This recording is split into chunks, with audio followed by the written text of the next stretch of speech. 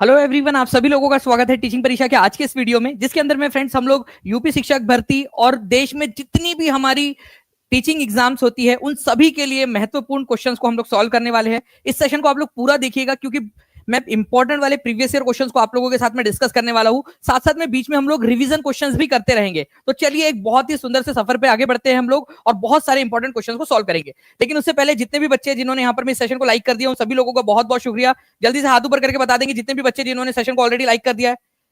चलिए बहुत बढ़िया। नाउ फ्रेंड्स हम आगे बढ़ते हैं हमारे पहले क्वेश्चन की तरफ में। पहला क्वेश्चन ही देखिए, धमाकेदार क्वेश्चन है।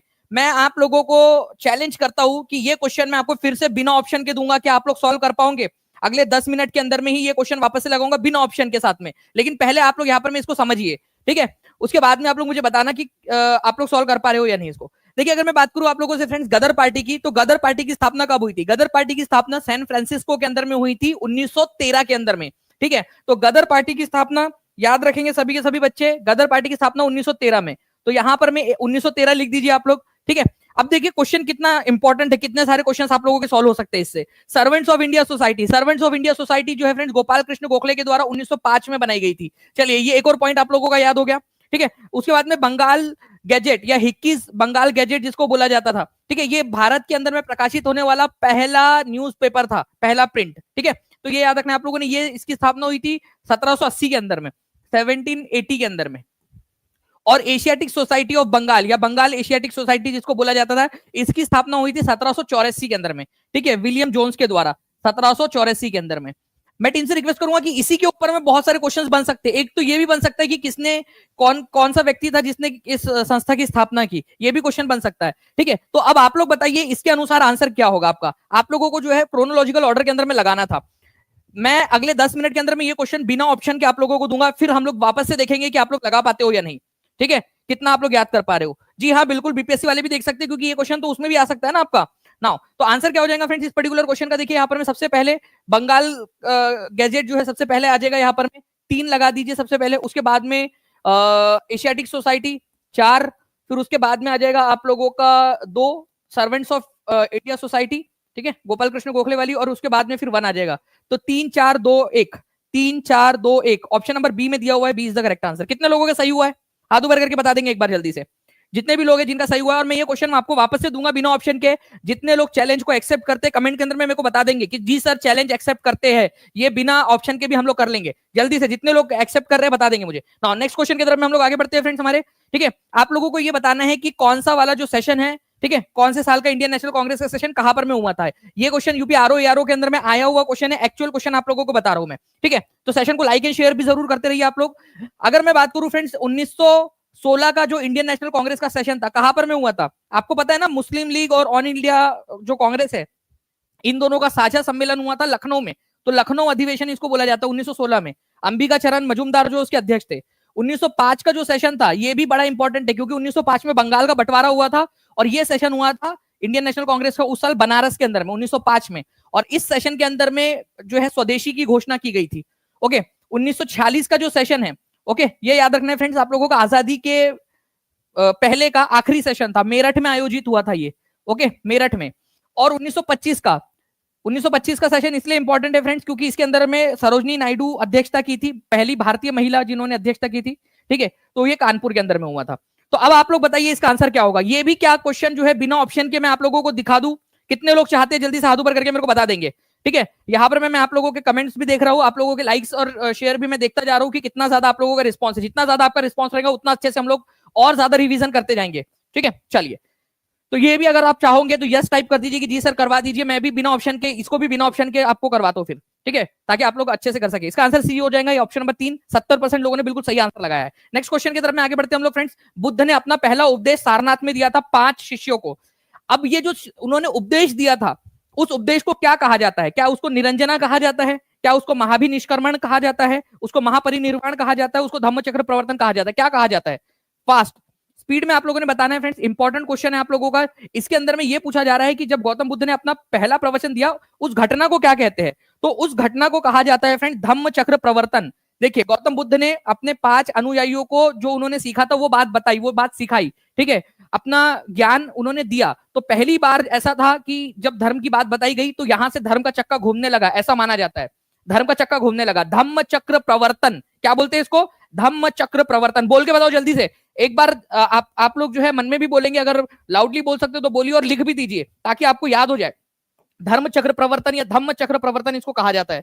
ओके चलिए, और ये कहां पर में दिया था गौतम बुद्ध ने, सारनाथ में। चलो अब मेरे साथ साथ में revision is the key to success, जितना ज्यादा रिवाइज करोगे उतना ज्यादा आप लोगों के लिए अच्छा है। मुझे बताओ आप लोग सारनाथ को और किस किस नाम से जाना जाता है, सारनाथ कौन से शहर के अंदर में, कौन से राज्य के अंदर में। सारनाथ जो है फ्रेंड्स यूपी के अंदर में आप लोगों को मिलेगा, वाराणसी में, वाराणसी में। और इसको जो है ऋषि पत्तन, ऋषि पत्तन, ऋषि पत्तन, मेरे सब लिखने से पहले आप लोग लिख देंगे, ठीक है। इसी पत्तन भी इसको बोला जाता है, इसी पत्तन, ऋषि पत्तन या इसी पत्तन के नाम से जाना जाता है। और मृगदेई भी इसको बोलते हैं, मृगदेई, ठीक है, मृगदेई ये भी बोला जाता है। तो तीनों नाम लिख देंगे आप लोग ताकि आप लोगों को हमेशा के लिए याद हो जाए। चलिए 400 प्लस लाइक्स के लिए बहुत बहुत शुक्रिया फ्रेंड, जल्दी से सेशन को सारे जगहों के ऊपर में शेयर कर दीजिए। देखिए मैं आपको बताना चाहता हूँ फ्रेंड्स की ये जगह है वाराणसी के अंदर में, ठीक है। ये यहाँ पर मैं आप लोगों को अगर मैं दिखाना चाहूँ थोड़ा सा जूम करके, ठीक है, तो यहाँ पर में आप लोग देखिए वाराणसी के अंदर में यहाँ पर में ये जगह है सारनाथ, जहां पर में गौतम बुद्ध जो थे उन्होंने पहला उपदेश दिया था और इसी को धर्म चक्र प्रवर्तन कहा जाता है। अब मैं एक चीज आप लोगों को बताना चाहता हूँ, प्लीज इस पर्टिकुलर पॉइंट को ध्यान से समझिएगा आप लोग। गौतम बुद्ध को जब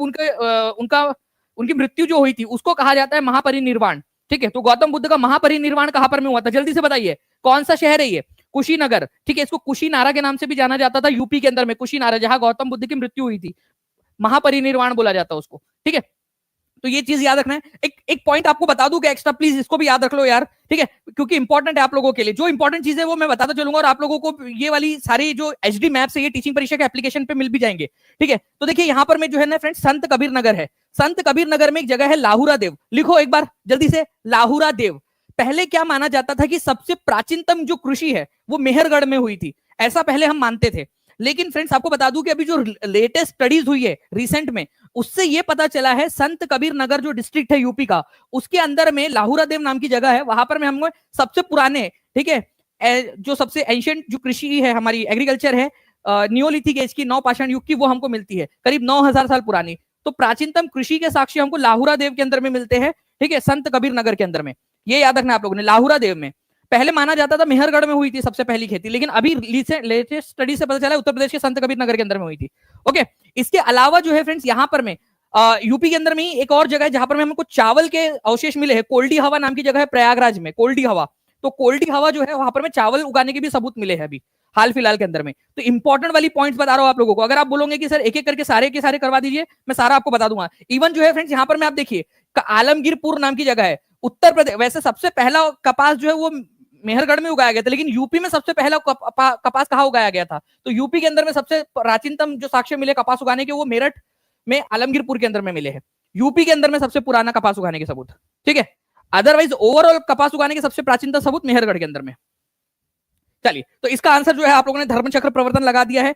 मुझे एक चीज बताना कमेंट के अंदर में, अगर किसी को याद आ रहा हो कि ये महाबी निष्क्रमण का मतलब क्या होता है। महाबी निष्क्रमण मतलब होता है फ्रेंड्स महान त्याग। कौन सा त्याग किया था गौतम बुद्ध ने, जल्दी बताइए आप लोग। नेक्स्ट, अब देखिए ये क्वेश्चन भी बड़ा इंटरेस्टिंग सा क्वेश्चन है, ठीक है।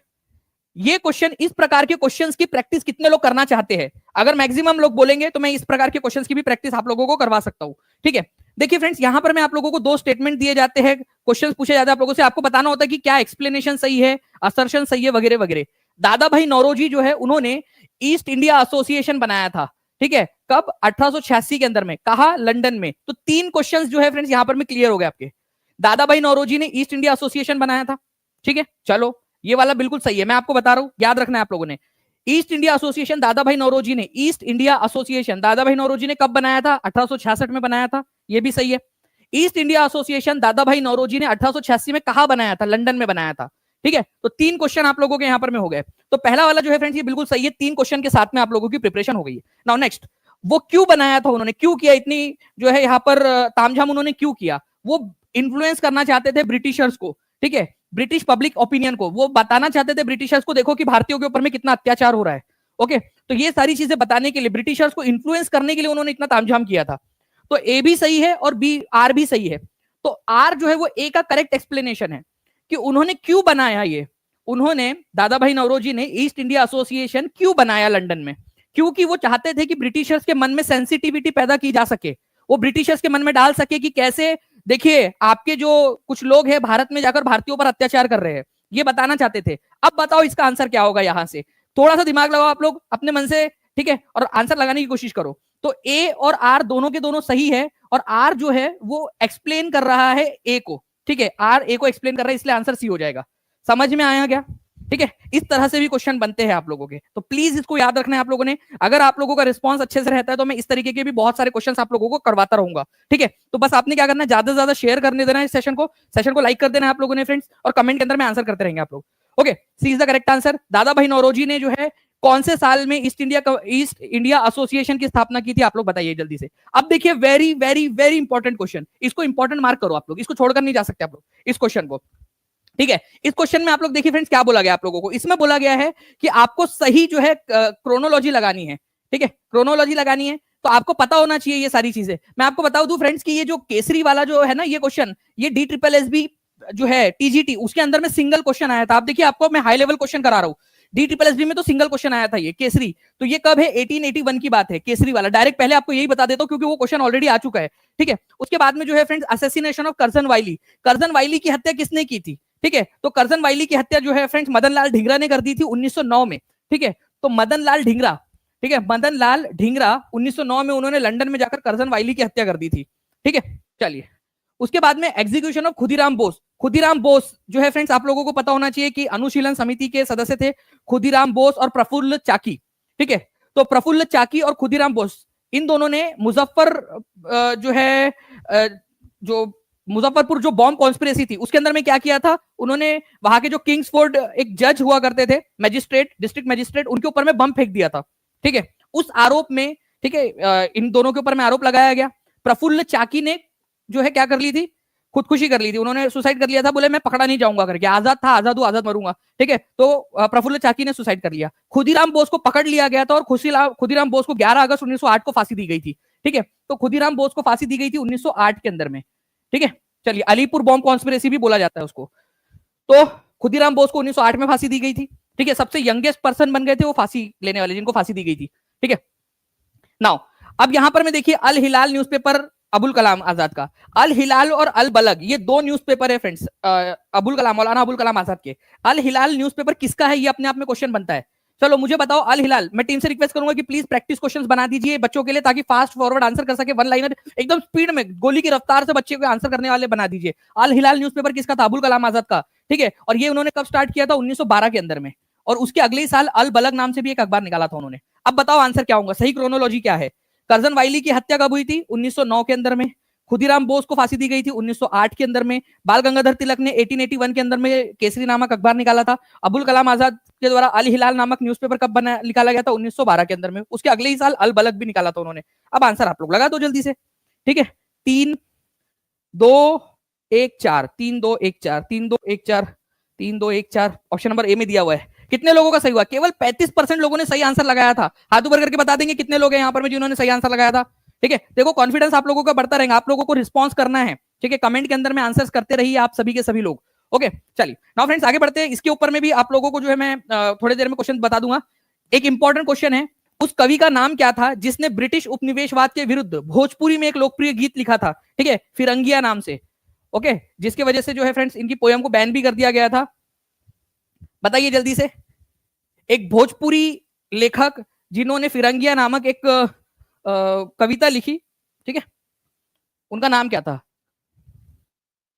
1921 में जब असहयोग आंदोलन चल रहा था उस समय में उन्होंने ये गीत लिखा था, ये याद रखना है आप लोगों ने।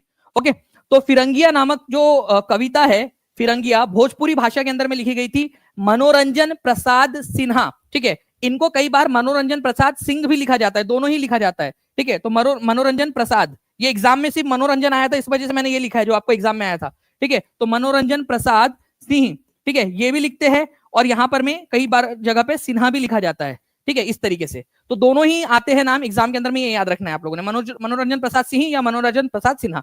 ठीक है, इन्होंने फिरंगिया नामक एक पोयम लिखी थी नॉन कॉपरेशन मूवमेंट असहयोग आंदोलन के दौरान में 1921 के अंदर में। ठीक है, तो किसने लिखी थी भोजपुरी लोकप्रिय कविता फिरंगिया, मनोरंजन प्रसाद सिंह या मनोरंजन प्रसाद सिन्हा ने। चलिए आगे बढ़ते हैं हम लोग फ्रेंड्स, यहाँ पर मैं नेक्स्ट क्वेश्चन की तरफ में हमारे। अब देखिए ये एक और क्वेश्चन आप लोगों का इंटरेस्टिंग क्वेश्चन है, ध्यान से समझिएगा आप लोग। मैं आपको बता दूं ये क्वेश्चन हो सकता है कि आप अभी जो है आप लोगों को टफ लगे, लेकिन इसके बाद आपको इसके ऊपर में बेस्ड जो क्वेश्चन आएंगे वो बहुत आसान लगेंगे।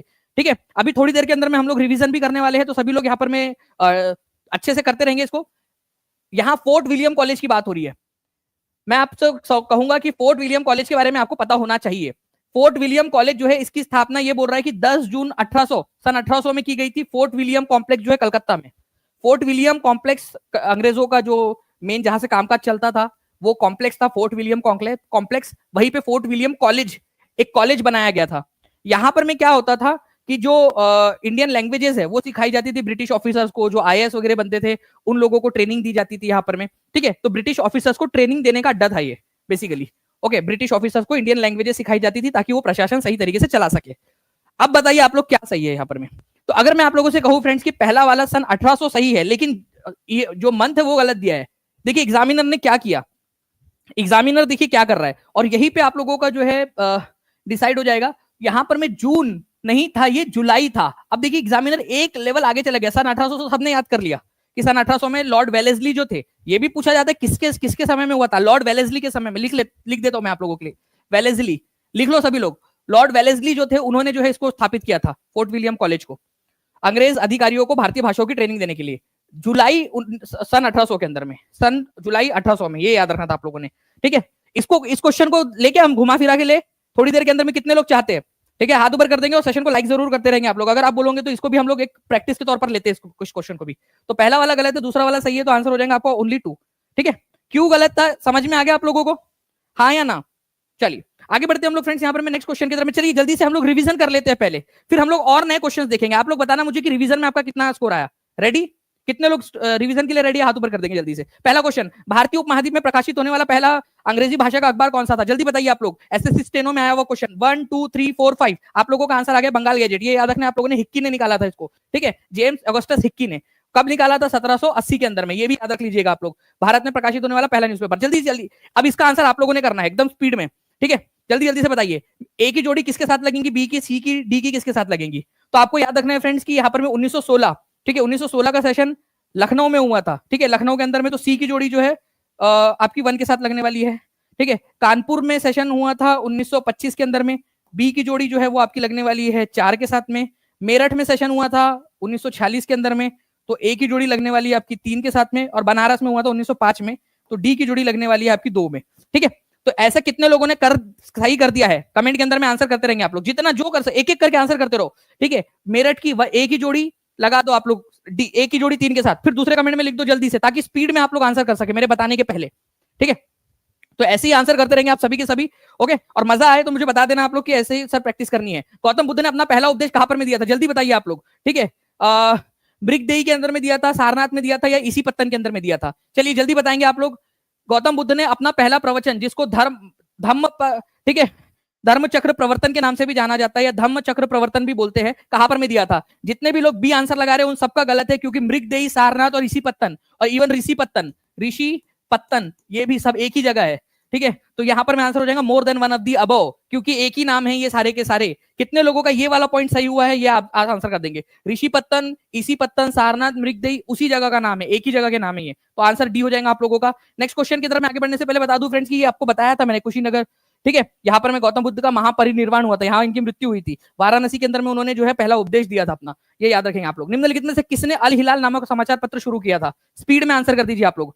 ठीक है, जल्दी जल्दी से आंसर कर देंगे आप लोग कि अल हिलाल नामक जो है, अल हिलाल और अल बलग, एक और चीज लिख देता हूं मैं यहाँ पर मैं, अल, ठीक है बलग, अल बलग नाम से जो है अखबार, अल बलग नाम से भी एक अखबार था जो निकाला था इन्होंने ही। ठीक है, तो ये थे मौलाना अबुल कलाम आजाद। ठीक है, अल हिलाल उन्होंने 1912 के अंदर में निकाला था, अल बलग 1913 के अंदर में।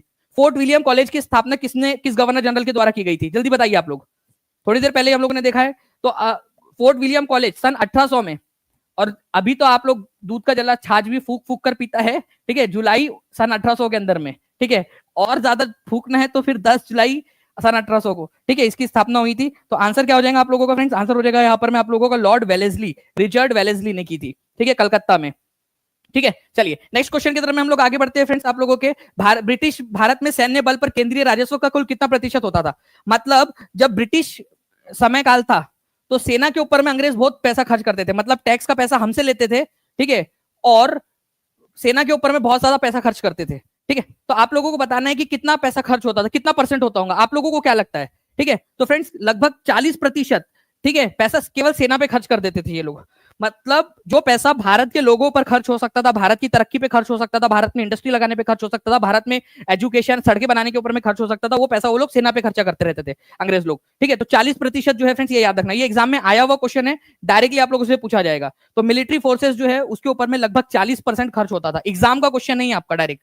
ठीक है, तो अंग्रेजों की जो है बैकबोन थी ये। ठीक है, ये भी याद रखेंगे आप लोग ना। अब देखिए फ्रेंड्स, एक क्वेश्चन है आप लोगों का, एक इंटरेस्टिंग सा क्वेश्चन आप लोगों से यहाँ पर में बोला गया है कि हिस्टोरिकल प्लेस है और रीजन है, आपको बताना है कि कौन सा वाला सही जो है नहीं है, कौन सा सही नहीं है, ये बताना है आप लोगों ने।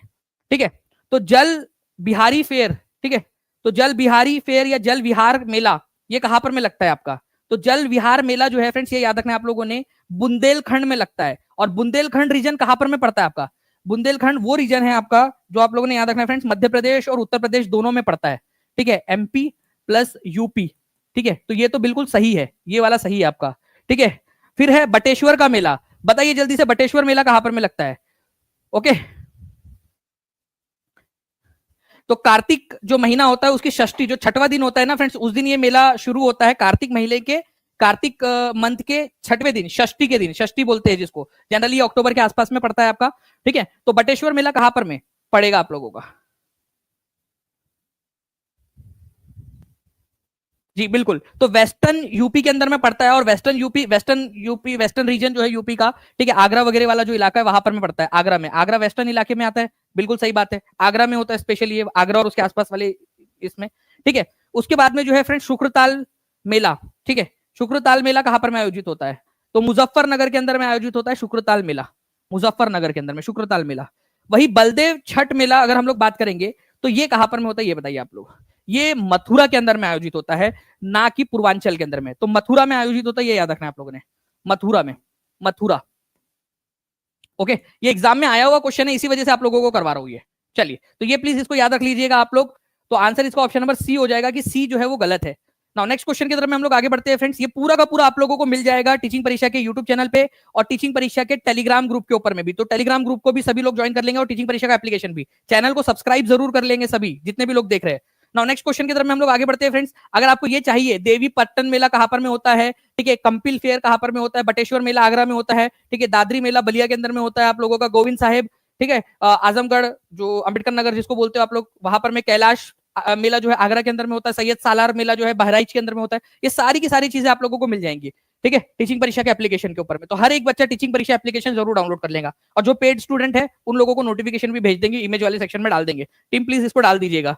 ठीक है, निम्नलिखित में से किस वर्ष वर्तमान उत्तर प्रदेश का लगभग पूरा क्षेत्र बंगाल प्रेसिडेंसी से अलग कर आगरा प्रेसिडेंसी के अधीन कर दिया गया था? एक समय ऐसा था जब उत्तर प्रदेश का भाग बंगाल का भाग हुआ करता था, बंगाल प्रेसिडेंसी का भाग हुआ करता था। लेकिन फ्रेंड्स बाद में क्या किया गया, उसको आगरा प्रेसिडेंसी अलग कर दी गई, और उत्तर प्रदेश का जो भाग बंगाल में आता था उसको अलग करके कहा डाल दिया गया, आगरा प्रेसिडेंसी में डाल दिया गया। तो ये था बात 1834 की।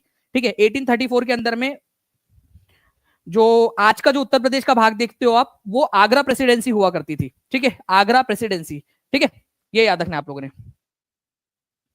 चलिए, तो ये एक इंपॉर्टेंट पॉइंट है। 1834 के अंदर में उत्तर प्रदेश का जो मैक्सिमम भाग आज आप देखते हो लगभग पूरा का पूरा बंगाल से अलग करके, ठीक है, आगरा प्रेसिडेंसी के अंदर में डाल दिया गया था, आगरा प्रेसिडेंसी। ओके, तो सी इज द करेक्ट आंसर 1834 में। डायरेक्ट क्वेश्चन ये रिपीट हो सकता है, डायरेक्ट डायरेक्ट रिपीट होगा ये आप लोगों का। ठीक है, चलिए, नाउ नेक्स्ट क्वेश्चन की तरफ आगे बढ़ते हैं फ्रेंड। निम्नलिखित में से कौन सा वर्ष था जब प्रयागराज के किले पर अंग्रेजों का अधिकार स्थापित हुआ? प्रयागराज का किला, ठीक है, जो इलाहाबाद का किला है, प्रयागराज का किला, उस पर अंग्रेजों ने कब्जा कर लिया था, बताइए जल्दी से।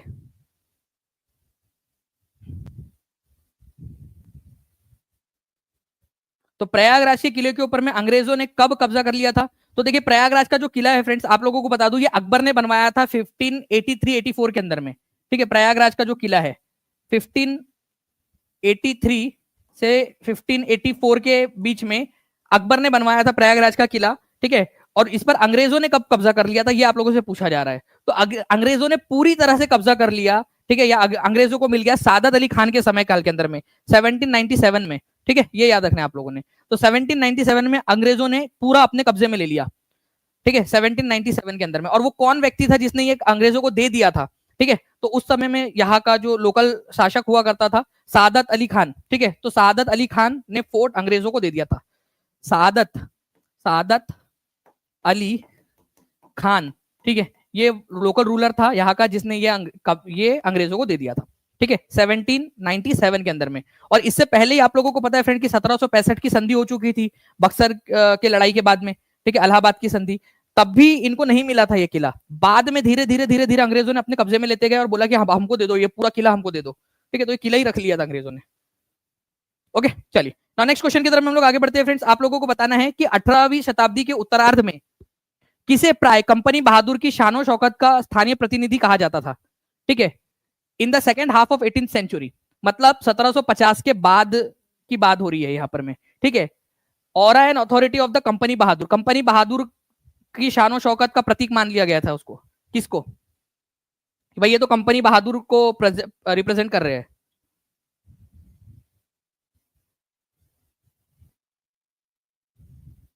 बताइए, कोतवाल, दरोगा, अमला, लैंडलॉर्ड, जमींदार, किसको?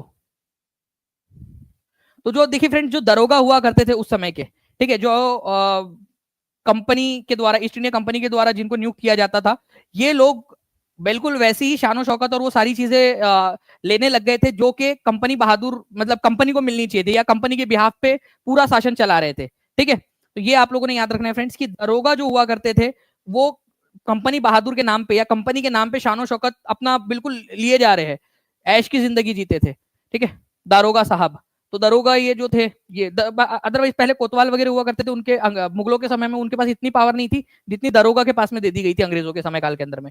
तो स्पेशली याद रखना फ्रेंड्स, लॉर्ड कॉर्नवालिस के समय काल के अंदर में तो और ज्यादा पावर दे दी गई थी, ठीक है, दरोगा को।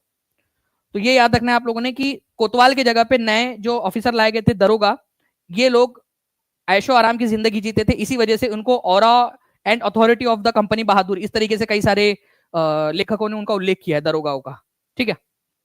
नाउ अब देखिए फ्रेंड्स, यहाँ पर मैं आप लोगों को बताना है, क्रोनोलॉजिकल ऑर्डर में लगाना है। मैं टीम से रिक्वेस्ट करूंगा कि प्लीज जल्दी से कुछ रिवीजन क्वेश्चंस भी लगा दिए जाए जल्दी जल्दी से, ठीक है। तो इस क्वेश्चन का आंसर कर देंगे आप लोग जल्दी से friends. Development of sugar industry by Indians, ठीक है। तो शुगर इंडस्ट्रीज आप लोगों को बताना है फ्रेंड्स कि भारत के अंदर में कब जो है उसका विकास हुआ।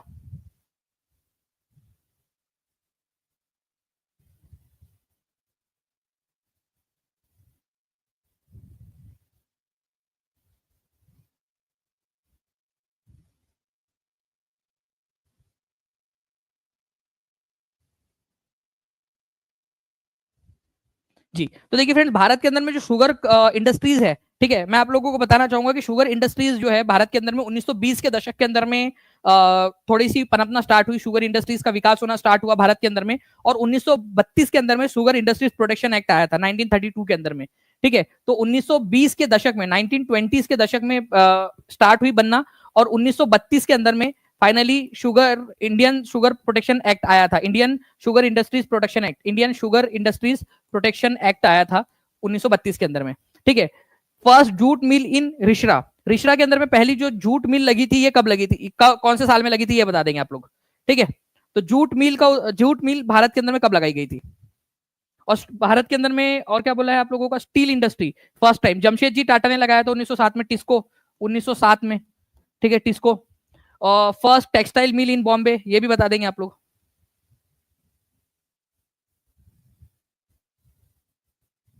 जी,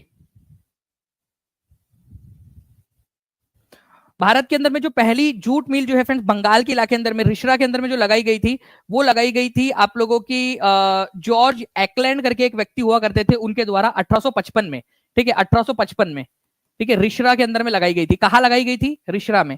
उसके बाद में जो है फ्रेंड्स बॉम्बे के अंदर में आप लोगों को याद रखना है कि पहली स्पिनिंग मिल कब लगी थी, ठीक है, टेक्सटाइल मिल आप लोगों की, ठीक है, तो ये लगी थी 1854 के अंदर में एज पर एनसीईआरटी। अब आप लोग बताइए कि आंसर क्या होगा इसका, ठीक है। हाई लेवल क्वेश्चन है, लेकिन आप लोग अगर सही से करोगे तो आप लोगों को याद हो जाएगा फ्रेंड्स, आप लोगों को आगे बढ़ पाओगे आप लोग, एक एक क्वेश्चन भी आप लोगों ने कर लिया तो हो जाएगा, ठीक है। देखो, भारत में शुगर इंडस्ट्री की शुरुआत कब हुई थी, 1920 के दशक के अंदर में, और 1932 में जो है वो शुगर इंडस्ट्रीज प्रोटेक्शन एक्ट लाया गया था। रिशरा के अंदर में जूट मिल लगाई गई 1855 में। टेक्सटाइल मिल या कपड़ा उद्योग जो है कॉटन उद्योग 1854 में बॉम्बे में। और 1907 में जमशेद जी टाटा के द्वारा जो है जमशेदपुर के अंदर में आज जो है आपका वहां पर में जो टिस्को की स्थापना की गई थी। ओके, तो ये याद रहेगा आप लोगों को। नाउ नेक्स्ट क्वेश्चन की तरफ हम लोग जो है फ्रेंड्स रिवीजन की तरफ में आगे बढ़ते हैं। रिवीजन के लिए तैयार है आप सभी लोग, जल्दी बताइए आप लोग मुझे। अगर रिवीजन के लिए तैयार है तो बताइए, जल्दी जल्दी एकदम स्पीड में हम लोग रिवीजन करते हैं। नाउ अब देखिए फ्रेंड्स, उत्तर प्रदेश के निम्नलिखित में से किस जिले में हर साल बटेश्वर मेला आयोजित किया जाता है? यूपी ट्रिपल एससी का क्वेश्चन है यहाँ पर में, ठीक है। तो यूपी ट्रिपल एससी का क्वेश्चन है, बटेश्वर मेला जो है फ्रेंड्स आप लोगों ने डायरेक्टली याद रखना है कि आगरा के अंदर में आयोजित किया जाता है। एकदम स्पीड में आप लोग आंसर करते जाएंगे, आगरा में, ठीक है, पश्चिमी क्षेत्र आगरा के अंदर में इसको आयोजित किया जाता है, ठीक है। एक नेक्स्ट क्वेश्चन जो है आप लोगों का वो भी आप लोगों के लिए मैं लगा देता हूँ एकदम स्पीड में, ठीक है। बताइए इस पर्टिकुलर क्वेश्चन का आंसर क्या होगा? निम्नलिखित में से किस वर्ष महाराष्ट्र में आधुनिक सूती कपड़ा मिल सर्वप्रथम स्थापित की गई थी? बॉम्बे के अंदर में स्थापित की गई थी, ठीक है। कपड़ा मिल स्थापित की गई थी 1854 के अंदर में, ठीक है। 1854 के अंदर में कपड़ा मिल। एकदम स्पीड में आंसर करते रहेंगे। 800 से ज्यादा लाइक्स हो चुके हैं फ्रेंड्स, हम लोगों ने 1000 का टारगेट कंप्लीट करना है। हर एक बच्चा जहां भी शेयर कर सकता है, टेलीग्राम, फेसबुक, व्हाट्सएप, इंस्टाग्राम, अपने लाइब्रेरी के ग्रुप, हर जगह पे जल्दी जल्दी से शेयर कर देंगे आप लोग, ठीक है। नाउ नेक्स्ट क्वेश्चन की तरफ हम लोग आगे बढ़ते हैं फ्रेंड्स। आपको बताना है कि गवर्नमेंट ऑफ इंडिया एक्ट 1919, ठीक है, इसने सेपरेट एग्जामिनेशन भारत के अंदर में करवाने की बात कही थी, ठीक है। तो बताइए भारत, ये पूरा का पूरा नॉलेज कैप्सूल में मैंने पढ़ाया है। अगर जितने भी बच्चे जिन्होंने पेड क्लास ले रखा है उनको पता होगा कि नॉलेज कैप्सूल नाम से हमारी एक सीरीज चलती है जिसके अंदर में हम छोटे छोटे से टॉपिक्स उठाते हैं, ठीक है। तो नॉलेज कैप्सूल में मैंने पढ़ाया है इसको कि गवर्नमेंट ऑफ इंडिया एक्ट 1919 जो था उसमें यह बात बोली गई थी कि भारत में भी ईस्ट जो सिविल सर्विसेज की एग्जाम पहले लंदन में होती थी केवल 1855 से, अब भारत में भी आयोजित होंगी और इलाहाबाद में पहली बार आयोजित हुई थी 1922 में जाकर। तो सिविल सर्विसेज की एग्जाम इंडिया में भी होंगी, ठीक है, इंडिया में भी आयोजित होंगी। 1919 के कानून में बोला गया था, ये बात बिल्कुल सही है। 1919 के कानून के जो प्रावधान है उसमें ये बात लिखी गई है। वर्ष 1941 में भारतीय सिविल सेवा में भारतीयों का प्रतिशत यूरोपीय वासियों से अधिक था, ठीक है। अब ये वाली बात आप लोगों को जो है फ्रेंड समझनी पड़ेगी। पहले क्या था कि केवल, ठीक है, जो यूरोपियन लोग थे उनका प्रतिनिधित्व तो ज्यादा होता था, लेकिन धीरे धीरे धीरे क्या हुआ कि जब भारत में भी एग्जाम होने लगी, भारतीयों को मौका दिया जाने लगा, तो धीरे धीरे क्या हुआ कि इंडियन सिविल सर्विसेज में 1941 के अंदर में आते आते, ठीक है, भारतीय लोग ज्यादा हो गए थे एज कंपेयर टू यूरोपियंस लोग सिविल सर्विसेज के अंदर में। तो 1941 में सिविल सर्विसेज में भारतीयों की संख्या ज्यादा हो गई यूरोपियन से भी। ये देखिए कितनी बड़ी बात है कि अंग्रेज पहले हमको आने नहीं देना चाह रहे थे इसके अंदर में, इस एंट्री नहीं लेने देना चाह रहे थे सिविल सर्विसेज में, लेकिन जैसे ही भारतीयों ने एंट्री ली उसके बाद में क्या हुआ, धीरे धीरे उनकी संख्या बढ़ गई। ये 2 पॉइंट याद रखिए आप लोग, इसके ऊपर में रिवीजन क्वेश्चन आ सकता है आप लोगों का, ठीक है। तो बोथ 1 और 2, ठीक है, करेक्ट वाला पूछा है दोनों के दोनों। 1919 के कानून के तहत, ठीक है, भारत में भी परीक्षा लेने की बात की गई कि भारत में भी परीक्षा होंगी। अब आप मान लो कि आपकी परीक्षा जो है युगांडा या केनिया या जो है तंजानिया वगैरह के अंदर में कर दे, ठीक है, या अंटार्कटिका में ले जाके आपकी एग्जाम कराए, तो आपको अच्छा लगेगा क्या? नहीं ना, ठीक है। तो भारत की जो एग्जाम थी भारतीय सिविल सर्विसेज लंदन में होती थी, तो बोला भारत में भी होंगी करके। अभी पहली बार इलाहाबाद में हुई थी 1922 में, ठीक है जी। बिल्कुल, अभिनय कुमार जी बोल रहे उनका पहला क्लास है। अभिनय जी स्वागत है आपका, ठीक है। चलिए नाउ नेक्स्ट क्वेश्चन की तरफ में हम लोग आगे बढ़ते हैं फ्रेंड्स। आप लोगों को ये बताना है कि 2 स्टेटमेंट दिए गए हैं, ठीक है। रविंद्रनाथ टैगोर जो थे उन्होंने अपनी नाइटहुड की उपाधि वापस कर दी थी, वे असहयोग आंदोलन में भाग लेना चाहते थे, ठीक है। अब आप बताइए यहां पर में कि रविंद्रनाथ टैगोर ने अपनी उपाधि क्यों वापस कर दी थी, ठीक है। अब ध्यान से समझिएगा आप लोग, आपको पता होगा फ्रेंड्स कि जालियनवाला बाग हत्याकांड हुआ था। जालियनवाला बाग हत्याकांड ये हुआ था, तारीख याद रखना आप लोगों ने, 13 अप्रैल, ठीक है, 13 अप्रैल 1919 में, ठीक है। ये बैसाखी का दिन था, उस दिन त्योहार का दिन था। कुछ लोग जो है जालियनवाला बाग अमृतसर के अंदर में इकट्ठा हुए, उन पर गोलियां चला दी गई निहत्थे लोगों के ऊपर में जनरल डायर के द्वारा। तो रविंद्रनाथ टैगोर ने अपनी नाइटहुड की उपाधि वापस कर दी। उनका नॉन कॉपरेशन मूवमेंट से लेना देना नहीं था, उन्होंने जालियनवाला बाग हत्याकांड के विरोध में अपनी जो है वो वापस कर दी थी नाइटहुड की उपाधि। तो आंसर जो है फ्रेंड देखिए यहां पर में रीजन गलत है। उन्होंने, रविंद्रनाथ टैगोर जी ने नाइटहुड की उपाधि वापस की थी, ये बात बिल्कुल सही है, बट असहयोग आंदोलन के लिए नहीं, जालियनवाला बाग हत्याकांड के विरोध में। क्या ये बात समझ में आई? हाथ ऊपर करके बताओ जल्दी से। अगर ये समझ में आ गया है तो हाथ ऊपर करो, एकदम स्पीड में जल्दी से हाथ ऊपर करेंगे सभी के सभी बच्चे, ठीक है। सही हो गया है। तो आंसर देखिए यहां पर में इतना बड़ा आपको ऑप्शन दिख रहे थे, लेकिन फिर भी आप लोगों का जो आंसर है वो सिंपल सा A is true or is false हो जाएगा। ए सही है आर गलत है। समझ में आया क्या? ठीक है, तो सी इज द करेक्ट आंसर यहां पर में, ठीक है। चलिए बहुत सारे बच्चे यहां पर में बता रहे हैं कि बिल्कुल सर सही हो गया है, बहुत अच्छी बात है। नाउ नेक्स्ट क्वेश्चन की तरफ में आगे बढ़ते हैं हम लोग फ्रेंड्स। राज्य विधानमंडल में बैठक आयोजित करने के लिए आवश्यक कोरम क्या है? देखो कोरम का मतलब क्या होता है।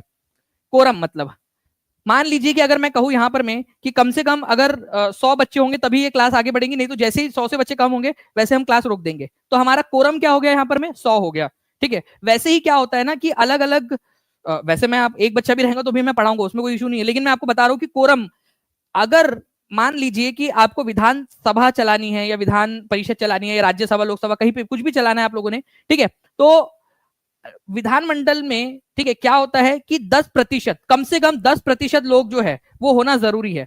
चाहे वो लोकसभा हो, चाहे वो राज्यसभा हो, चाहे वो विधानसभा हो, ठीक है, 10, ठीक है, सदस्य, कम से कम 10 सदस्य या फिर 10%, दोनों में से जो भी अधिक हो वो होना चाहिए, ठीक है।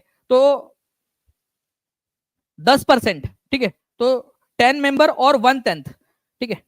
1/10 का मतलब ही क्या होता है, 1/10 का मतलब ही 10% होता है, 1/10 मतलब 10%, ठीक है। या फिर अगर मान लो कि कोई विधानसभा है, जैसे अब मान लो कि किसी में केवल जो है 40 लोग है, ठीक है, 40 लोग ही है उस विधानसभा में, तो क्या 4 लोगों से विधानसभा चला ले हम लोग, चला ले क्या, नहीं, 4 लोगों में नहीं चलेंगी। उस केस में कम से कम 10 लोग होना चाहिए, 10 पीपल, 10 लोग होना चाहिए कम से कम, ओके, कम से कम 10 लोग, या ठीक है 10%, जो भी ज्यादा हो।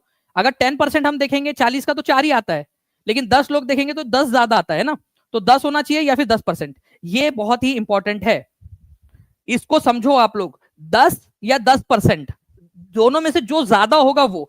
कोई एक एग्जांपल आप अपने तरफ से भी देने की कोशिश करिए, जैसे मैंने दिया है आपको, ठीक है, जैसे मैंने यहाँ 40 का एग्जांपल लिया, आप 100 का एग्जांपल ले लो, ठीक है, 100 का एग्जांपल तो चलो वैसे भी 10 ही आ जाएगा, 10% भी 10 ही आता है और 10 भी 10 ही आता है, ठीक है। लेकिन मान लो कि अगर 120 है किसी विधानसभा की, तो क्या होगा, 90 है तो क्या होगा, ठीक है, आप लोग बताइए यहाँ पर। मैं कम से कम 10 लोग या 10% लोग, दोनों में से जो ज्यादा होगा वो चाहिए होंगे, तभी विधान परिषद या विधानमंडल चलेगी, अदरवाइज वही रोक दी जाएंगी, ठीक है। चलिए 900+ लाइक्स आपने कर दिए, बहुत बहुत शुक्रिया फ्रेंड्स, ठीक है। नाउ नेक्स्ट क्वेश्चन की तरफ आगे बढ़ते हैं, इसका आंसर डी है, लिख दो 10 या 10%, हर कोई बच्चा लिख देगा कमेंट के अंदर में। नेक्स्ट क्वेश्चन की तरफ आगे बढ़ते हैं, काकोड़ी षड्यंत्र केस में मुख्य आरोपी रामप्रसाद बिस्मिल को उत्तर प्रदेश के किस शहर में फांसी दी गई थी। 4 लोगों को फांसी दी गई थी फ्रेंड्स, ठीक है, काकोड़ी केस के अंदर में। तो कहां कहां फांसी दी गई थी ये आप लोगों को याद रखना है। रामप्रसाद बिस्मिल, इनको गोरखपुर जेल के अंदर में फांसी दी गई थी, ठीक है, गोरखपुर में रामप्रसाद बिस्मिल को, ठीक है, मुख्य आरोपी इनको बनाया गया था काकोरी ट्रेन कॉन्स्पिरेसी का, ठीक है, और गोरखपुर के अंदर में इनको फांसी दी गई। वही अशफाक उल्ला खान, फैजाबाद जेल के अंदर में इनको फांसी दी गई थी, फैजाबाद में, ठीक है, अयोध्या फैजाबाद में अशफाक उल्ला खान को। रोशन सिंह जो थे फ्रेंड्स, रोशन सिंह, उनको नैनी जेल, इलाहाबाद के अंदर में जो नैनी जेल है उसमें फांसी दी गई थी। और राजेंद्र नाथ लाहिरी जो थे, राजेंद्र लाहिरी, उनको गोंडा जेल के अंदर में। तो इस तरीके से जो है फ्रेंड 4 लोगों को फांसी दी गई थी, ठीक है, काकोरी ट्रेन कॉन्स्पिरेसी में। मैं आप लोगों को एक टेबल देता हूं, इसको याद करना है आप लोगों ने, सभी लोगों ने, मेरे साथ साथ में लिखते जाओ आप लोग। चलो मैं आपसे पूछता हूं, आप लोग मुझे बताइए, देखो रोशनी, रोशनी आपके कहा होती है, नैनो में होती है, आंखों में आपकी रोशनी होती है, तो रोशन सिंह नैनी, नैनो में रोशनी होती है, ठीक है, ये याद रखना है आप लोगों ने, ओके। रामप्रसाद बिस्मिल गोरखपुर जेल के अंदर में, अशफाक उल्ला खान, ठीक है, फैजाबाद जेल के अंदर में, राजेंद्र नाथ लाहिड़ी, ठीक है, तो गोंडा जेल के अंदर में, ठीक है, राजेंद्र नाथ लाहिड़ी, ठीक है। चलिए, तो ये प्लीज ये याद रखिएगा आप लोग, एग्जाम के लिए इंपॉर्टेंट है, किसको कहा दी गई थी। ये जोड़ियां मिलाने के फॉर्म में आ सकता है, मैं टीम से रिक्वेस्ट करूंगा कि प्लीज एक बार जल्दी से जोड़ियां मिलाने के फॉर्म में लगा दीजिए इसको, ठीक है। रोशनी से रोशन नैनी जेल याद रख लेना आप लोगों ने, अशफाक उल्ला खान से फैजाबाद, राम प्रसाद बिस्मिल गोरखपुर, ठीक है, और राजेंद्र नाथ लाहिड़ी गोंडा जेल के अंदर में। चलिए, अच्छा ये जो काकोरी ट्रेन कॉन्स्पिरेसी है फ्रेंड्स, ये हुई कहां पर में थी, काकोरी ट्रेन कॉन्स्पिरेसी, बताइए जल्दी से, इसका ईयर बहुत ही इंपॉर्टेंट है, ईयर बताएंगे, ठीक है, डेट भी बता दीजिए, और कौन सी संस्था थी जिसने किया था, इसको अंजाम दिया था, ये भी बता देंगे। बहुत ही फेमस वाले क्वेश्चन से बार बार बनते हैं, revision is the key to success, जितना ज्यादा रिवीजन करोगे उतना ज्यादा फायदे में रहोगे, ठीक है। चलिए नाउ फ्रेंड्स, नेक्स्ट क्वेश्चन की तरफ मैं आगे बढ़ने से पहले मैं आपको बताना चाहूंगा कि ये सारी की सारी जो इमेज है और ये सारी चीजें आपको टीचिंग परीक्षा के एप्लीकेशन पर और टीचिंग परीक्षा के टेलीग्राम ग्रुप पर मिल जाएंगी, तो टीचिंग परीक्षा का एप्लीकेशन जरूर डाउनलोड कर लेना हर किसी बच्चे ने। नेक्स्ट क्वेश्चन की तरफ मैं आगे बढ़ते हैं फ्रेंड्स, हमारे भारत में आने वाले निम्नलिखित आगंतुकों में से कौन पुर्तगाली देश से नहीं था, ठीक है। अब इनमें से कौन पुर्तगाल से नहीं आया था, ठीक है। अब ये इस तरीके के क्वेश्चन आते हैं आप लोगों से, ओके, तो अलग अलग थे, ठीक है, जो आए भारत के अंदर में आए लेखक के तौर पर या फिर घूमने के ट्रैवलर के तौर पर आए, तो कौन सा इनमें से पुर्तगाली नहीं था।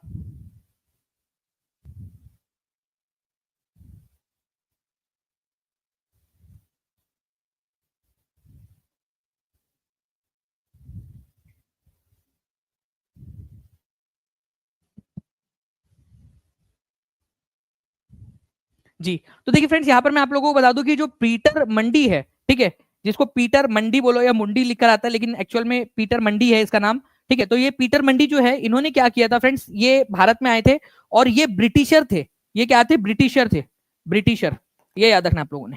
बाकी के जो लोग थे, चाहे आप लोगों का डुआर्टे बारबोसा हो जाए, ठीक है, ये डोमिंगो पेस हो जाए, डोमिंगो पेस जो है ये विजयनगर एम्पायर की भी उन्होंने यात्रा की थी।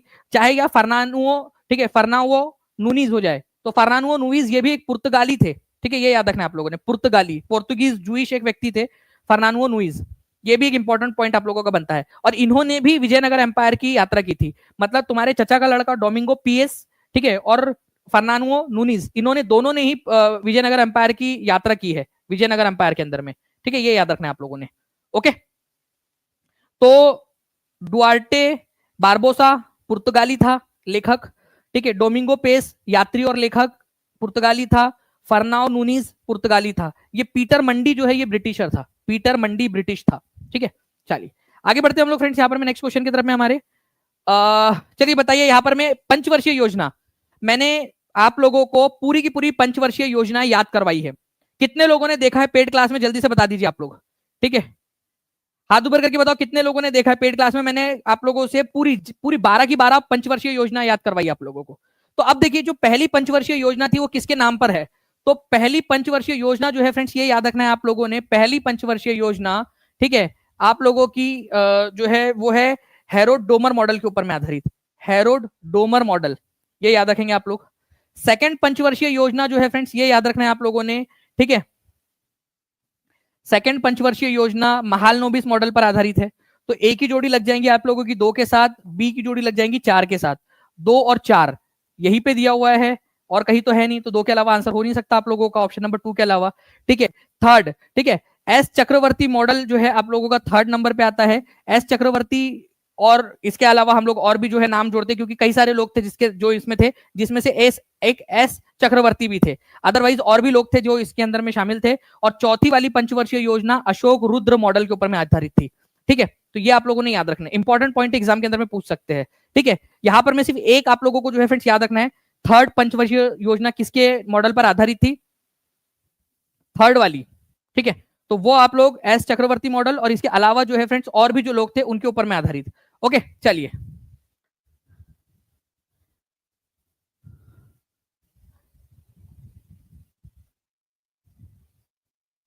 चलिए ओके आगे बढ़ते हैं हम लोग यहाँ पर में नेक्स्ट पॉइंट की तरफ में हमारे, ये थोड़ा सा इसको याद रख लीजिएगा आप लोग।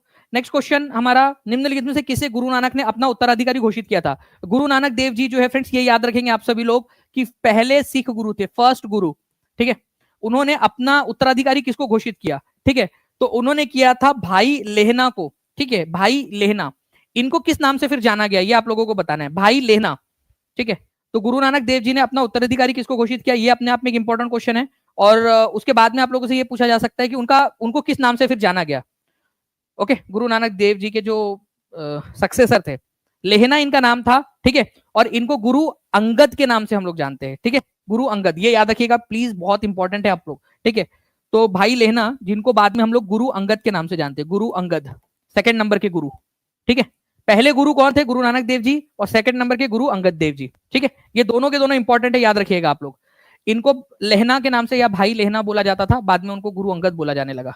इंपॉर्टेंट है। गुरु नानक देव जी का जन्म जो है फ्रेंड्स कहां पर में हुआ था, ये क्वेश्चन आप लोगों से बन सकता है, प्लीज इस पर्टिकुलर पॉइंट को याद रखेंगे आप सभी लोग, ठीक है। तो गुरु नानक देव जी का जन्म जो है फ्रेंड्स एक जगह है, आज पाकिस्तान के अंदर में पड़ती है ये, ठीक है, तलवंडी नाम की जगह है, तलवंडी, ठीक है। वहां पर में उनका जन्म हुआ था 1469 के अंदर में, तलवंडी में, तलवंडी, बहुत ही फेमस क्वेश्चन है, कहां पर में इनका जन्म हुआ था। मैं टीम से रिक्वेस्ट करूंगा कि प्लीज एक क्वेश्चन लगा दिया जाए कि गुरु नानक देव जी का जन्म कहां पर में हुआ था। तलवंडी पंजाब, आज का पाकिस्तान वाले इलाके में पड़ता है, 1469 के अंदर में। ओके, ये याद रखना है आप लोगों ने फ्रेंड्स। तलवंडी विलेज जो है ये ननकाना साहिब में है, और आज के लाहौर के पास में पाकिस्तान में तलवंडी विलेज, ननकाना साहिब बोला जाता है उसको, तलवंडी विलेज जो है वो ननकाना साहिब के अंदर में पड़ता है, वो तलवंडी विलेज पाकिस्तान के अंदर में, लाहौर के पास में एक जगह है, ठीक है। और गुरु नानक देव जी का जन्म जो है फ्रेंड्स, गुरु नानक जी का जन्म जो है वो गुरु परब, ठीक है, क्योंकि कार्तिक पूर्णिमा के दिन हुआ था उनका जन्म, ठीक है। तो गुरु परब के रूप में मनाया जाता है उनके जन्मदिन को, कार्तिक पूर्णिमा के दिन उनका जन्म हुआ था, ठीक, गुरु नानक देव जी का। तो गुरु परब के रूप में गुरु नानक देव जी के जन्मदिन को मनाया जाता है, ये याद रखना है आप लोगों ने। बाकी गुरु अंगद जो है फ्रेंड्स, ये हरिके नाम की जगह है पंजाब में, आज भारत वाले पंजाब में हरिके नाम की जगह, हरिके बराज वहीं से निकला है, हरिके बराज आपको पता होना चाहिए। वहां पर में 2 नदियों का संगम भी है, बियास और सतलज का संगम है वहां पर में, हरिके नाम की जगह पे, हरिके बराज, तो वहां पर में इनका जन्म हुआ था, ठीक है। चलिए, तो आंसर इसका ऑप्शन नंबर बी हो जाएगा फ्रेंड्स। गुरु नानक देव ने अपना उत्तराधिकारी भाई लेहना को किया था, उनका नाम फिर पड़ा गुरु अंगद देव जी। ओके चलिए, नाउ नेक्स्ट क्वेश्चन की तरफ मैं आगे बढ़ने से पहले फ्रेंड्स मैं आपको दिखाना चाहूंगा यहाँ पर मैं कि पहले गुरु, दूसरे गुरु, तीसरे गुरु और 10वें नंबर के गुरु, ठीक है, आखिरी जो है लिविंग गुरु किसको माना जाता है? गुरु गोविंद सिंह जी को। इनके बाद में जो है फ्रेंड्स अनंत काल के लिए जो है गुरु ग्रंथ साहिब, इनको अनंत काल के लिए गुरु घोषित कर दिया गया, अनंत काल के लिए। Okay, and thank you very much friends, आप सभी लोगों का बहुत बहुत शुक्रिया। ठीक है, आप लोगों ने यहाँ पर में 1000+ लाइक्स कर दिए, बहुत बहुत शुक्रिया। जितने लोग हैं यहाँ पर में जिन्होंने सेशन को लाइक कर दिया, हाथ ऊपर करके भी बता देंगे फ्रेंड्स कमेंट के अंदर में जल्दी से। तो ये आप लोगों का रिस्पांस मुझे एनर्जी दे रहा है कि मैं और ज्यादा डिटेल में पढ़ा लूं आप लोगों को, जितना ज्यादा जो है। ठीक है, चलिए बहुत बढ़िया। दानी सर पाताल लोक से क्वेश्चन ढूंढ कर लेकर आते हैं और सॉल्व कराते हैं, जो डेफिनेटली एग्जाम में भी आते हैं। बिल्कुल, और ऐसे ही मैं क्वेश्चन आपको बता रहा हूँ कि जो जो क्वेश्चन एग्जाम में पूछे जा सकते हैं सारे हम लोग करेंगे। ठीक है, तो गुरु गोविंद सिंह जी है, 9वें नंबर के गुरु थे तेग बहादुर जी। अब मैं इसके अंदर मैं आपको बता दूं फ्रेंड, ऐसे दो गुरु है जिनकी हत्या मुगलों के द्वारा की गई थी। एक तो गुरु अर्जन देव जी की और एक थे गुरु तेग बहादुर जी की। गुरु अर्जन देव जी की हत्या जो है ये की थी जहांगीर ने, जहांगीर के समय काल के अंदर में इनकी हत्या कर दी गई थी। और गुरु तेग बहादुर की हत्या औरंगजेब के समय में कर दी गई थी, औरंगजेब के समय में। तो कौन से दो सिख गुरु है जिनकी हत्या और मुगलों के द्वारा की गई? ये क्वेश्चन बनता है एग्जाम के अंदर में। आप लोग जल्दी से लिखो, गुरु अर्जन देव जी 5वें नंबर के और 9वें नंबर के गुरु तेग बहादुर जी, मुगलों के द्वारा इनकी हत्या करवाई गई थी। नाउ आगे बढ़ते हैं हम लोग फ्रेंड्स। आपको बताना है निम्नलिखित में से दिल्ली के किस सुल्तान के शासनकाल के दौरान शाही महलों में हिंदू देवी देवताओं की पूजा की जाती थी? देखिए यहाँ पर में एक दिल्ली का सुल्तान जिसके समय काल के अंदर में शाही महलों में भी हिंदू देवी देवताओं की पूजा की जाती थी। ठीक है, तो धार्मिक सहिष्णुता का एक प्रतीक बताइए जल्दी जल्दी से।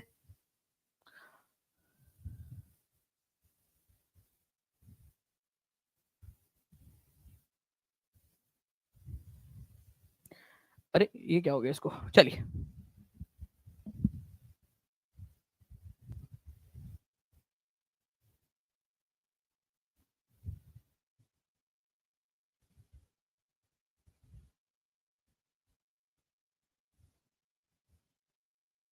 चलिए, तो देखिए फ्रेंड्स यहाँ पर मैं अगर मैं बात करूं आप लोगों से, तो हुआ क्या था यहाँ पर में जो एक गवर्नर हुआ करते थे, ठीक है, खुसरो शाह के एक गवर्नर जो है यहाँ पर में हुआ करते थे, ठीक है, गाजी मलिक। तो उनके समय काल के अंदर में जो है फ्रेंड्स क्या हुआ था कि जो नसीरुद्दीन जो खुसरो था ना, ठीक है, उसके समय काल के अंदर में क्या हुआ था कि वो एक हिंदू कन्वर्टेड मुस्लिम था। ठीक है, खुसरो शाह, ठीक है। तो ये नसीरुद्दीन खुसरो शाह जो खिलजी वंश था उसके उसी के एक उसमें था, उसी के लास्ट वाला शासक आप मान सकते हो। ठीक है, तो खुसरो शाह, नसीरुद्दीन खुसरो शाह एक समय में हिंदू था, हिंदू कन्वर्टेड मुस्लिम था ये। ठीक है, तो उसके समय काल के अंदर में क्या होता था, उसके समय काल के अंदर में पूजा वगैरह सारी चीजें होती थी नसरुद्दीन खुसरो शाह के समय में। ठीक है, तो इसको किसने मार दिया था? इसको मार दिया था गाजी मलिक, जिसको गयासुद्दीन तुगलक के नाम से भी जानते हो, जिसने तुगलक वंश की स्थापना की। तो तुगलक वंश के संस्थापक जो थे, ठीक है, उन्होंने खुसरो शाह को मार दिया था। ये खुसरो शाह मुबारक शाह का मतलब बॉयफ्रेंड था, आप समझ लो, मतलब अब जो भी था उनका, दोनों का आपस का मामला, भाई पर्सनल मामला है, अब तो सुप्रीम कोर्ट ने भी बोल दिया, अपन क्या बोले इधर यूट्यूब पे। ठीक है, चलिए, था उधर दोनों का जो भी था, ठीक है, लेकिन था। ठीक है, चलिए, तो नसीरुद्दीन खुसरो शाह उन्होंने अपने शासक की मुबारक शाह की हत्या कर दी थी और उसकी जगह गद्दी पे बैठ गया था। और ये हिंदू कन्वर्टेड मुस्लिम था, तो इसके समय में पूजा अर्चना भी हुआ करती थी दिल्ली के राजमहलों के अंदर में। C is the correct answer. Now next question, निम्नलिखित में से किस सुल्तान ने साम्राज्य की सीमाओं की रक्षा के लिए एक विशेष सेना नियुक्त की थी? ठीक है, एक विशेष सेना जो साम्राज्य की सीमा की रक्षा करती थी डायरेक्टली, मतलब हर सीमा के अंदर में, ठीक है, ताकि सीमा का के अंदर में कोई अतिक्रमण ना कर सके। तो पहली बार एक ऐसा जिसने एक बड़ी आर्मी बनाई, एक बड़ी सी आर्मी, ताकि साम्राज्य की रक्षा की जा सके, किसी भी कीमत पर साम्राज्य का नुकसान ना हो। तो अलाउद्दीन खिलजी के समय काल के अंदर में जो है फ्रेंड्स पहली बार ऐसा हुआ था कि बड़ी सेना जो साम्राज्य की रक्षा करती थी, सीमा के ऊपर में खड़ी रहती थी, पूरा साम्राज्य जो है पूरा हर तरफ में, ठीक है, पूरी तरह से एक पूरा राज्य जो था, पूरा साम्राज्य था, उसको छावनी में कन्वर्ट कर दिया गया था अलाउद्दीन खिलजी के समय काल के अंदर में। ठीक है, अलाउद्दीन खिलजी जो है अपने आप को जो है एक चीज याद रखनी है फ्रेंड्स, ठीक है, सिकंदर सानी के नाम से पुकारता था। सिकंदर सानी की उपाधि ले ली थी इसने, सिकंदर ए सानी, मतलब दूसरा सिकंदर, द्वितीय सिकंदर कहलाता था अपने आप को। ठीक है, अलेक्जेंडर द सेकंड अपने आप को कहलवाना पसंद करता था, ये याद रखना है आप सभी लोगों ने फ्रेंड्स, इंपॉर्टेंट है। ठीक है, और इसके अलावा अलाउद्दीन खिलजी के समय में दाग प्रथा जो थी, मतलब जो घोड़े होते थे ना, ब्रांडेड घोड़े, मान लीजिए कि आपने जो है एक घोड़ा लेकर आया, आप राजा हो, आप अपने आप को राजा या रानी मान लो, ठीक है, सिंपल, फिलहाल में आपने ब्रांडेड घोड़े लेकर आए 100 घोड़े कि भाई टुकड़ुक टुकड़ुक अपने युद्ध के अंदर में एकदम ताजे तरीन घोड़े होने चाहिए जो अपन युद्ध जीत जाए। और आपके जो सर्वेंट्स है वो करप्ट है, वो क्या करते हैं, आपके जो तंदुरुस्त घोड़े उनको बाजार में महंगे दाम पे बेच देते हैं और उनके जगह पे लुल्लू पुच्चू वाले घोड़े लाके रख देते हैं। तो आप बताओ आपको अच्छा लगेगा क्या? बताओ बताओ आपको अच्छा लगेगा? लगेगा क्या? अच्छा नहीं लगेगा ना। आप क्या करना चाहोगे कि भाई अपने घोड़े जो है उसकी पहचान होनी चाहिए, तो आप क्या करते थे, जो घोड़े लेकर आते थे ना, ठीक है, उनके ऊपर में दाग या फिर एक ठप्पा या टाइप का जो है निशान लगा दिया जाता था, दाग लगा दिया जाता था। और कोई भी अगर ये दाग लगे हुए घोड़े खरीदेगा मार्केट में, पहले तो उसकी वजन बत्ती बजाएंगे अपन पकड़ के, ठीक है, कि तुमने ये सरकारी माल खरीदा कैसे, ठीक है, पहले तो उसकी बजाएंगे। उसके बाद में उससे बजा बजा के उससे पूछेंगे कि भाई तेरे को ये घोड़ा बेचा किसने, तू बता, ठीक है। फिर वो पता चलेगा कि वो हाँ ये आपका जो सर्वेंट है उसने बेचा था करके, उसको पकड़ेंगे और उसकी तो डबल भजन बत्ती बजाएंगे, ठीक है। तो दाग व्यवस्था जो है फ्रेंड्स, ये दाग और चेहरा प्रथा एक तरीके का उस समय का आधार कार्ड टाइप का, कि जो सैनिक है, तो सैनिक के अंदर में सैनिक उसकी पूरी पहचान जो है रिकॉर्ड रखी जाती थी, ये सैनिक है, ठीक है, उसके गुलाब जैसे होठ, ठीक है, ये उसकी झील सी आंखें सैनिक की, ठीक है, उसके गाल पे एक काला सा मस्सा, ठीक है, पंखुड़ियों के जैसे उसके कान, ठीक है, ये जुल्फों में लहराते हुए उसके बाल, मतलब बेसिकली जो भी है, जो सैनिक है अपना, ठीक है, वो कैसा दिखता है उसका रिकॉर्ड रखना, वो उसको चेहरा प्रथा बोलते थे, चेहरा, ठीक है। हुलिया भी बोला जाता था इसको, चेहरा, चेहरा या हुलिया, हुलिया। तो चेहरा या हुलिया प्रथा भी अलाउद्दीन खिलजी के समय में ही स्टार्ट हुई थी, और दाग प्रथा भी अलाउद्दीन खिलजी के समय में ही स्टार्ट हुई थी। तो दोनों ही पॉइंट याद रख लेना आप लोग, ओके, इंपॉर्टेंट है। अपने आप को जो है वो शेडो ऑफ द गॉड कहलवाता था, ये मैं भगवान की जो है परछाई हूँ, ठीक है, इस तरीके से ये कहलवाना पसंद करता था अपने आप को अलाउद्दीन खिलजी, ठीक है। चलिए नेक्स्ट पॉइंट की तरफ में हम लोग आगे बढ़ते हैं फ्रेंड्स, इंपॉर्टेंट है आपके लिए जो पूछा जा सकता है, ठीक है। बंगाल का अंतिम सूबेदार जिसे मुगल सम्राट ने नियुक्त किया था वो बताइए, क्योंकि ऐसा क्यों मुगलों ने नियुक्त किया, क्योंकि उसने अपने बंगाल को अलग कर लिया था, तो बंगाल किसके नेतृत्व में अलग हो गया, बंगाल का उसको बनाकर भेजा, ठीक है, दुश्मन ना करे दोस्त ने वो काम किया है, मतलब उसको मुगल सम्राट ने सूबेदार बनाकर भेजा, ठीक है, नायब सूबेदार, और वो क्या किया, उसने बंगाल को अलग कर दिया, मुर्शिद कुली खान उसका नाम था, ठीक है। तो मुर्शिद कुली खान इसने बंगाल को मुगल साम्राज्य से अलग कर लिया था, अलग अपनी रियासत स्टैब्लिश कर ली, मुर्शिद कुली खान, इंपॉर्टेंट है ये क्वेश्चन, मुर्शिद कुली खान, ओके। चलिए, तो मुर्शिद कुली खान इन्होंने बंगाल को अलग पहचान दिलाई थी, अलग कर लिया था, ठीक है, ये याद रखना है आप लोगों ने। उस समय में मुगल बादशाह कौन हुआ करता था, फारूक सियार, ठीक है, तो फारूक सियार के समय में उन्होंने ये काम किया था। फारूक सियार एक कमजोर शासक था, ठीक है, दूसरों के रहमो करम के ऊपर में बैठा था, गद्दी के ऊपर में, तो जब कमजोर शासक था तो ऑब्वियसली बात है उसकी बात सुनेगा कौन, तो फारूक सियार के समय में हुआ था। अब बताइए यहाँ पर मैं निम्नलिखित में से उत्तर प्रदेश के किस ऐतिहासिक मेले में हिंदू और मुस्लिमों दोनों आते हैं, हिंदू मुस्लिम दोनों आते हैं, कौन सा है, जल्दी से बताएंगे आप लोग, हिंदू मुस्लिम दोनों आते हैं, और ये मेला होता कहां पर में है, हिंदू मुस्लिम एकता का प्रतीक है ये,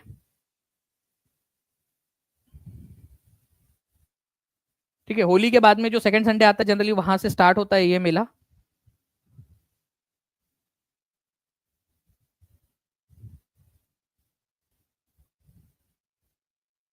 चलिए, तो फ्रेंड्स आप लोगों ने नौचंदी मेले के नाम सुना होगा आप लोगों ने, ठीक है, नौचंदी मेला, ठीक है, तो ये कहां पर में मिलेगा, कहां पर में आपको ये नौचंदी का मेला, मेरठ के अंदर में जो है फ्रेंड्स आप लोगों को मिल जाएगा नौचंदी मेला, यहाँ पर में हिंदू मुस्लिम दोनों ही आप लोगों को देखने के लिए मिलेंगे, ठीक है। तो नौचंदी मेला इंपॉर्टेंट है, एग्जाम के अंदर में पूछा जाता है आप लोगों से, तो नौचंदी मेले में आप लोगों को हिंदू मुस्लिम दोनों मिलेंगे, और मेरठ के अंदर में ये मेला आयोजित होता है, मेरठ में, ठीक है, ये भी याद रखना है आप लोगों ने, ओके, नौचंदी मेला हिंदू मुस्लिम एकता का प्रतीक है, नौचंदी मेला। नाउ ये सारे के सारे जो मेले हैं आप लोगों को, आपको इसकी पूरी की पूरी लिस्ट मिल जाएंगी फ्रेंड टीचिंग परीक्षा के एप्लीकेशन पर, तो टीचिंग परीक्षा का एप्लीकेशन जरूर डाउनलोड कर लीजिए, और जो बच्चे टीचिंग परीक्षा के साथ में पढ़कर अपनी जॉब सुरक्षित करना चाहते हैं, नीचे में नंबर चल रहा है आप लोगों के लिए, फेस्टिवल वीक, ठीक है, जो आपका फ्रीडम वीक है वो है 71% ऑफ के साथ में है आप लोगों के पास में अभी भी ऑफर, चाहे यूपी सुपर टेट की तैयारी कर रहे हो, चाहे यूपी टीजीटी की कर रहे हो, चाहे एलटी ग्रेड की कर रहे हो, आप आपके लिए सारे के सारे जो है फ्रेंड्स ऑप्शन खुले हुए हैं, आप अच्छे से जो है टीचिंग परीक्षा के साथ में पढ़ सकते हो। यूपी एलटी ग्रेड का जो 30 नंबर का सामान्य अध्ययन है वो प्रीमियम लेवल का करवाया जा रहा है आप लोगों को, 51 सेट्स 51 आपको पेपर क्वेश्चन पेपर आपको प्रोवाइड करवाए जा रहे हैं वहां पर में टेस्ट के माध्यम से, ताकि आप लोग पढ़ सके, उसको पीडीएफ के फॉर्म में भी प्रोवाइड करवाया जाएगा, मतलब वहीं पे आप पढ़ भी पाओगे उसके सारे सॉल्यूशन को। तो इस तरीके से ये आप लोगों के पास में मौका है अच्छा अपनी एग्जाम क्लियर करने का। अंग्रेजों के विरुद्ध बनारस विद्रोह का नेतृत्व किसने किया था, एक बनारस रिबेलियन नाम का एक घटना घटी थी फ्रेंड्स उत्तर प्रदेश के अंदर में 1773 में, ठीक है, ये मुगल एम्पायर जो थे शाह आलम, ठीक है, उन्होंने अलाहाबाद और कोरा नाम की जो जगह थी वो किसको दे दिया था, ठीक है, मतलब मराठा जो थे उन लोगों को दे दिया था 1773 में, तो उसके विरोध में, ठीक है, ये पूरा का पूरा हुआ था, तो बताइए जल्दी से किसके समय काल के अंदर में हुआ था ये?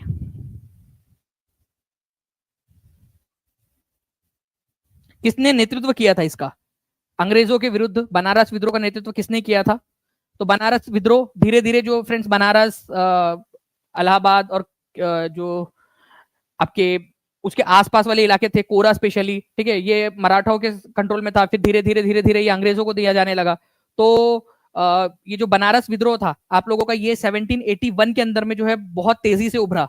ठीक है, 1781 के अंदर में, 1781 में बनारस विद्रोह, और इसका नेतृत्व किसने किया था? राजा चैत सिंह ने। ठीक है, तो ये याद रखेंगे आप लोग, राजा चैत सिंह। ओके, राजा चैत सिंह। बनारस विद्रोह किसने किया था? राजा चैत सिंह ने। कब किया था? 1781 के अंदर में। डायरेक्ट आप लोगों ने याद रखना है, इंपॉर्टेंट है, एग्जाम के अंदर में आप लोगों से पूछ सकते हैं।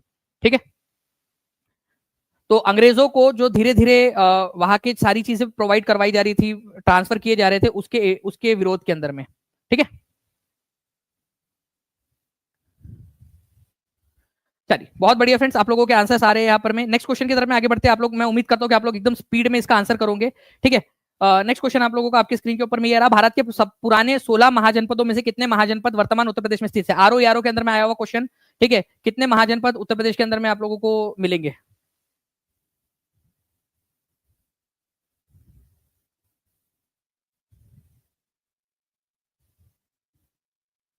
जल्दी से बताइए आप लोग, कितने महाजनपद उत्तर प्रदेश के अंदर में स्थित थे? तो 16 महाजनपद, इनका उल्लेख कौन कौन से पुस्तकों में मिलता है ये भी बता देंगे। 16 में से 8 महाजनपद आप लोगों को उत्तर प्रदेश के अंदर में मिलेंगे। पूरी की पूरी लिस्ट जो है फ्रेंड्स आप लोगों को प्रोवाइड की हुई है ऑलरेडी टीचिंग परीक्षा के एप्लीकेशन के अंदर में, तो वो आप लोग उसको देख सकते हो। ओके, और 16 महाजनपद हुआ करते थे। अंगुत्तर निकाय और भगवती सूत्र, इनके अंदर में आप लोगों को मिलेगा। ठीक है, मैं आप लोगों से कुछ सवाल जो है पहले पूछ लेता हूँ, उसके बाद में जो है आप लोग आंसर्स करते रहिएगा इसके अंदर में। आप लोग बताइए, बनारस रिबेलियन, अभी मैंने आपको जस्ट बताया कि बनारस रिबेलियन जो है वो कौन से साल में हुआ था? बनारस का विद्रोह। ठीक है, तो बनारस विद्रोह कौन से साल में हुआ था? बनारस विद्रोह। ठीक है, बनारस का विद्रोह कौन से साल में हुआ था? चलो हिंट भी दे देता हूं आप लोगों को, 1556 के अंदर में, ठीक है, या फिर 1781 के अंदर में, या 1765 के अंदर में। कब हुआ था जल्दी से आप लोग बता देंगे। ठीक है, साथ ही साथ आप लोग मुझे बताइए कि भारत के अंदर में प्रकाशित होने वाला फर्स्ट न्यूज़पेपर कौन सा था? भारत के अंदर में न्यूज़पेपर कौन से साल में हुआ था? कोशिश करिए बताने की आप लोग। यहाँ पर में आपको बताना है फ्रेंड्स, यहाँ आपकी जो केसरी नाम का जो अखबार है वो किसने निकाला था? केसरी, केसरी नाम का जो अखबार है कब निकाला था और किसने निकाला था? ये आज ही पढ़ाया है मैंने आप लोगों को। ठीक है, किसने निकाला था ये बताएंगे आप लोग मुझे जल्दी से। इसके अलावा धम्म चक्र प्रवर्तन कहां पर में हुआ था? धम्म, धर्म चक्र प्रवर्तन भी बोलते हैं और पाली भाषा में धम्म चक्र प्रवर्तन भी बोला जाता है इसको। धम्म चक्र प्रवर्तन, प्रवर्तन कौन से जगह पे हुआ था? इतना लंबा चौड़ा सा नाम है, और किस चीज से रिलेटेड है ये भी बता दीजिएगा आप लोग। ओके, उसके अलावा आप लोग मुझे बताइए कि गदर पार्टी की स्थापना कब हुई थी? कब और कहा हुई थी गदर पार्टी? गदर पार्टी की स्थापना कब और कहा हुई थी ये आप लोग बताएंगे मुझे। और मैं आप लोगों से पूछना चाहता हूँ, कितने बच्चे ऐसे जिन्होंने फॉर्म भर दिया है? वीकली टेस्ट होती है, फ्री टेस्ट आप लोगों की, जिन्होंने भी फॉर्म नहीं भरा है वो फॉर्म जरूर भर दीजिएगा। और साथ ही साथ जितने बच्चे टीचिंग परीक्षा के साथ में जुड़ना चाहते हैं, 7611101101 इस नंबर पे, या 9697888844 इस नंबर पे कॉल या व्हाट्सएप आप लोग कर सकते हो। कॉल कर दीजिए या फिर व्हाट्सएप कर दीजिए फ्रेंड, टीम आपकी मदद कर देंगी। या फिर टीचिंग परीक्षा का एप्लीकेशन आप डाउनलोड कर लीजिए गूगल प्ले स्टोर से, या टीचिंग परीक्षा के वेबसाइट पे भी आप जा सकते हो। आपके लिए प्रीमियम आपको बता दूं कि एक फेस्टिवल चल रहा है आपका, फ्रीडम वीक सेल, आपके लिए 71% फ्लैट, 71% ऑफ है आपका सारे कोर्सेज पे, तो जल्दी से जाकर आप लोग जुड़ जाइए। ठीक है जी, आज हमारे लिए सर 70 कर दीजिए प्लीज, 70 कर दीजिए, मैं 71 की बात कर रहा हूँ आपके लिए। ठीक है, तो आज आपके लिए 71% है, 71% दिखा दीजिए प्लीज। 71% है, सभी लोग जाकर कर सकते हैं। ऑलरेडी कई सारे कोर्सेज के ऊपर में वो डिस्काउंट लगा हुआ है ऑलरेडी। ठीक है, कई सारी जगह पे आप लोगों को अप्लाई का बटन दबाना है बस, बाकी आपके लिए सारे इजी कर दिया है। सेशन को लाइक कर देंगे फ्रेंड, जहां भी शेयर कर सकते हो शेयर जरूर कर दीजिए आप सभी लोग। और टीचिंग परीक्षा के साथ में जुड़ने के लिए आप टीचिंग परीक्षा का एप्लीकेशन डाउनलोड करके आज के आज ही जुड़ जाइए और अपनी पढ़ाई स्टार्ट कर दीजिए। ओके, चलिए, thank you very much friends. In questions के आंसर कमेंट के अंदर में जरूर लिख देना। सेशन कैसा लगा ये बताइए, और नेक्स्ट सेशन कब लेना है ये भी आप लोग मेरे को कमेंट में बताइएगा। मैं नेक्स्ट, अभी जैसे ये सेशन खत्म होगा अगले 10 मिनट तक आप लोगों के कमेंट देखूंगा मैं, आंसर किस किसने किया है। जिन्होंने भी सही आंसर किया होगा उनके कमेंट को हार्ट भी दे दिया जाएगा। और नेक्स्ट सेशन कब लेना है ये भी आप मेरे को कमेंट के अंदर में बताइएगा आप लोग। ओके, चलिए, thank you very much, take care and bye, God bless you all, thank you very much.